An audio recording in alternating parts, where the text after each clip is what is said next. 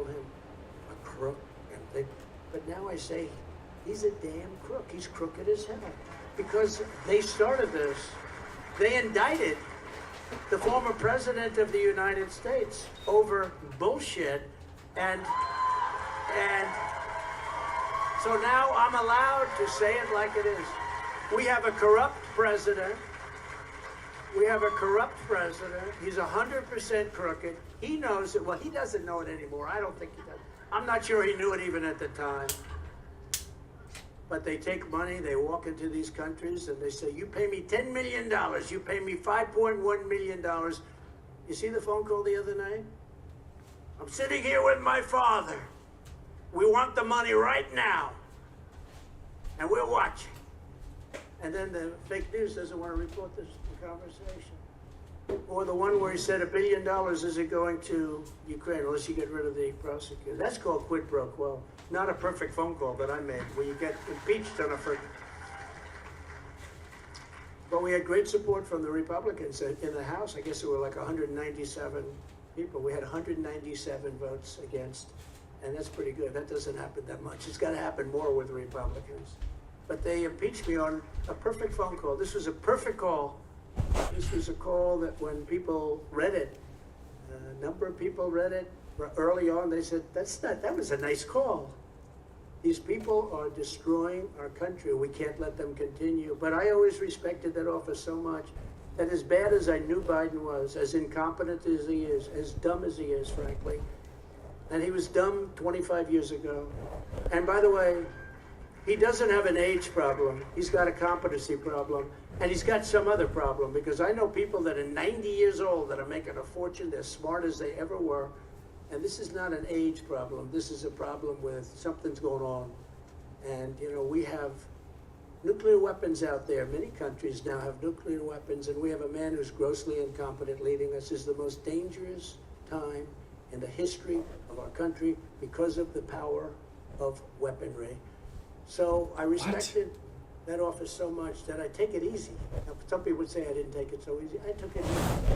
But the last 2 weeks I haven't taken it easy, have I? Because he is a corrupt person, and we have a corrupt person leading our country. And one of the reasons, China, they opened up military bases. They're opening up military operations in Cuba, 90 miles off our coast, and nobody even talks about it. Nobody even talks about it. That's the most serious threat that I can imagine. And nobody talks about it, and the press doesn't talk about it because they know Biden is very vulnerable, and they know he took a lot of money from China. Got millions and millions of dollars from China. Millions. Just the other night on the phone call, they talked about it. That was 5.1, but 10 million came in beyond that. And that's only the stuff they find out. And by the way, Jamie Comer and Jim Jordan and that whole group, they're doing a great job of exposing this corruption. But the fake news media back there, they don't want to talk about it. It's not even believable. They don't want to talk about it. But I think they're going to have to, because at some point they have to have some credibility. You know, their numbers down are about as low as anybody's ever seen. When I came in, the media was highly respected. Now the media is respected about less than almost any group. And I consider it an honor to have exposed the media as being corrupt, because it's a very important thing, I think. Because they're the ones that keep our country honest by fair reporting. But when you don't report the kind of things that are coming out on Biden, the Biden crime family, then everybody knows that you no longer have any credibility. That's why CNN is going out of business. They're virtually going. They don't even know if it's saleable. I did a town hall a few weeks ago, and at the town hall, CNN town hall, you think that was fun? But I thought they were going to go a little bit more fair. That's why I did it. I assumed they were going to go fair because their ratings are so bad that maybe they were looking for credibility. But I did the town hall. They got among the highest ratings they've ever had. And you know what happened? They fired the head of CNN because of it. See, this is what I mean. It's like April Fool's. Everything's the opposite. You get high ratings and you give them a raise. You get low ratings. The craziest thing, they fired him. The ratings were fantastic.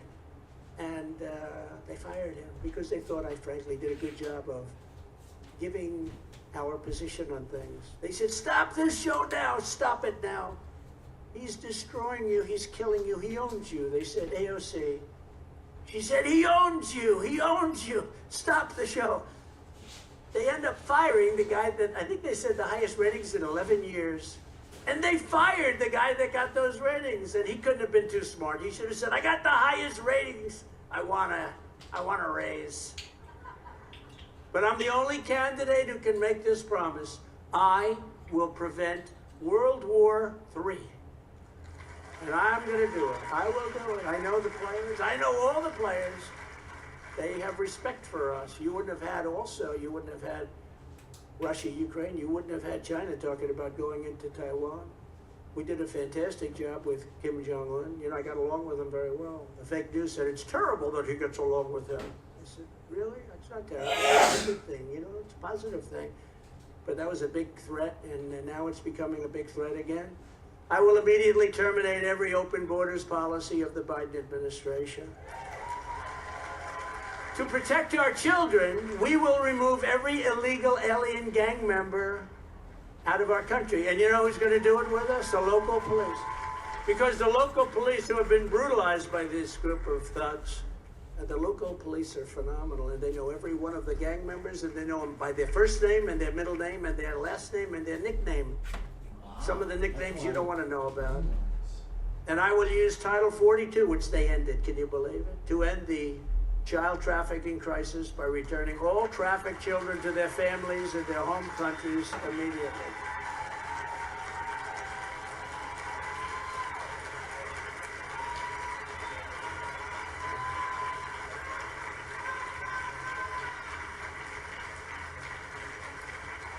And very important for you, it's so dangerous in some of these cities. We will restore school safety. We're going to be very tough. These teachers are being beaten up. Children are being beaten up too.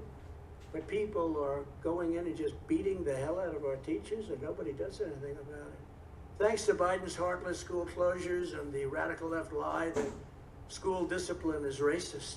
Practically every week, there's a new video or something where it comes out about students or teachers being hit and whacked and just hurt so badly, thrown out windows.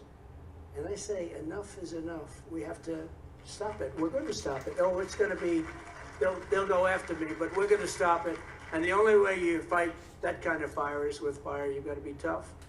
And it's right now, these are out of control youths. These are really bad young people. And we're going to stop it. And we're going to stop people from going into stores and robbing the hell out of them and walking out. And the policemen are afraid to do anything because the policemen are told, you're going to lose your job, you're going to lose your pension, you're going to do everything. And they're not allowed to act. They're going to be allowed to act. We'll protect them, and they're going to be allowed to act. There's not going to be any more of that. You have cities now that they can't rent a store because people go and just take everything they want and they walk out. Nobody does anything because everybody's they're afraid of everything. And this is a country out of control. This is a country that's on its way to oblivion. I will completely overhaul federal standards on school discipline and juvenile justice to get violent monsters out of your children's classrooms and into reform schools or correction institutions. And that's also for their own good. In addition, I am proud to have laid out by far the most aggressive, most visionary plan to liberate our children from the Marxist lunatics and perverts who have infested our educational system. They're perverts.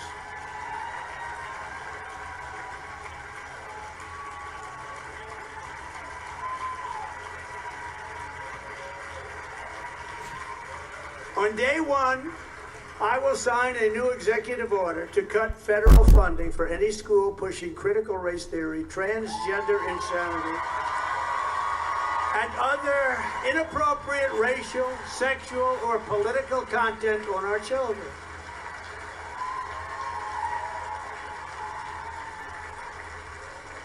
Just last week, test scores revealed the worst student achievement levels in reading and math in almost 50 years. Think of that. The worst.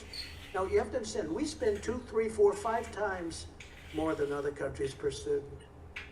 More than anybody's ever seen. And by the way, it's not part of my remarks, but I'm going to make it part of, you don't mind. I want to move our education system back to the states.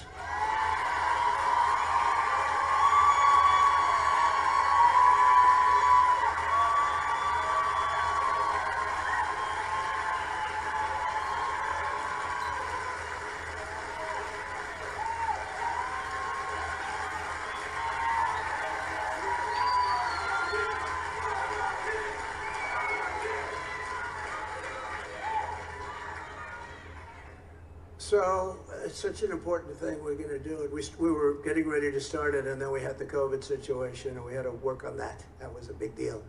But we were getting ready to do it, but we're doing it. And do you hear that, Erica? Wherever Erica may be. We're moving it back. And how can it get worse? So we spend far more per student than any other country, not even close. You look at Norway, and you look at, by the way, China. You look at some of the educational systems that they have, and they're far superior, and they spend much less money. And I think the states are much more pinpointed. You can do a much better job.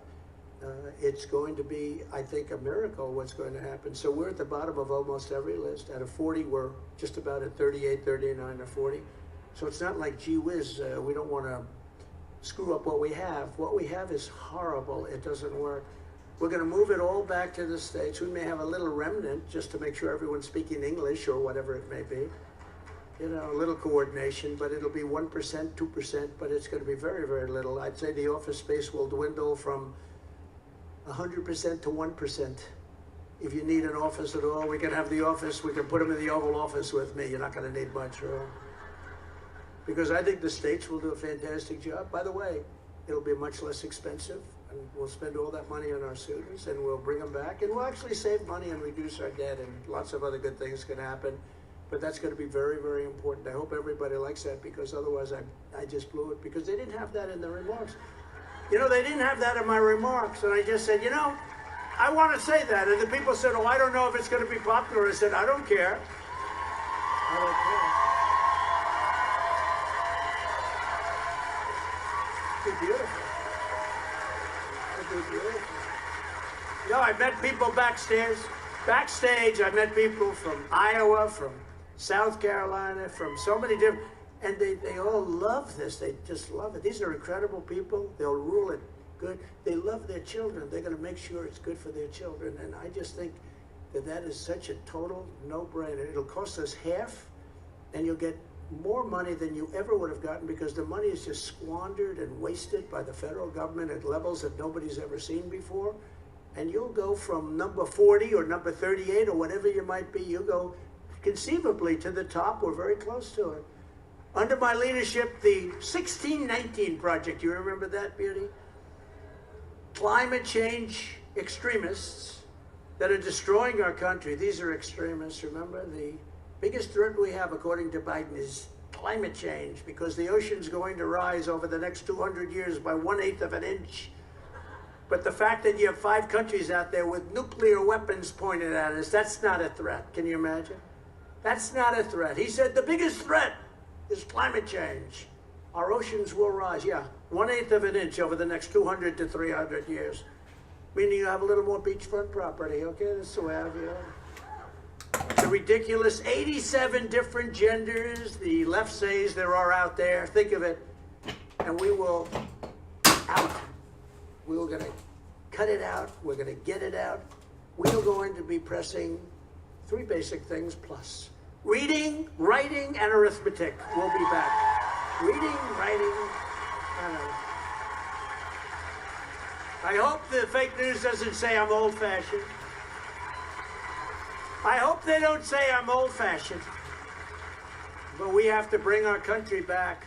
The Marxism, fascism, communism, and the radical left socialism being preached in our children's classrooms all over. I mean, all over. Beyond the classroom, our military, very dangerous. I ended it in the military. I ended all of the things in the military. As soon as they came back, they put it all back in. They were paying people $500,000 a year to teach the military how to be woke. And I ended it all. And just incredible. But radical left socialism is being preached all over the place. It's just terrible. And in many ways, it now resembles established religion, what they're trying to do is really imitate, but in a much more vicious fashion, and something that's so bad for our country, established religion. The Marxist left and other lunatics preaching radical ideology have become a cult with their own creeds and their own mantras and their own rituals. Instead of taking children to church, they believe in taking children to drag shows. You see what's happening? Christ. Let's not go to church today, darling. Let's go to a drag show. Instead of teaching them to say their prayers, they teach them to recite their pronouns. You know about the pronoun thing, whatever. What the fuck are you talking about? What is that all about? For any public schools that are engaged in these militant and country-destroying practices, I will instruct the DOJ to pursue them as violators of the Establishment Clause and the Free Exercise Clause of our Constitution. To vigorously enforce yesterday's Supreme Court ruling, I will eliminate all diversity, equity, and inclusion programs across the entire federal government. Yeah, he's voting Holocaust. And I will direct the DOJ to pursue civil rights claims against any school, corporation, or university that engages in unlawful racial discrimination. We will restore a society based on equality, liberty, and merit. We're back with the merit. Can you believe this? This happened yesterday. Merit. You get good marks, you get it.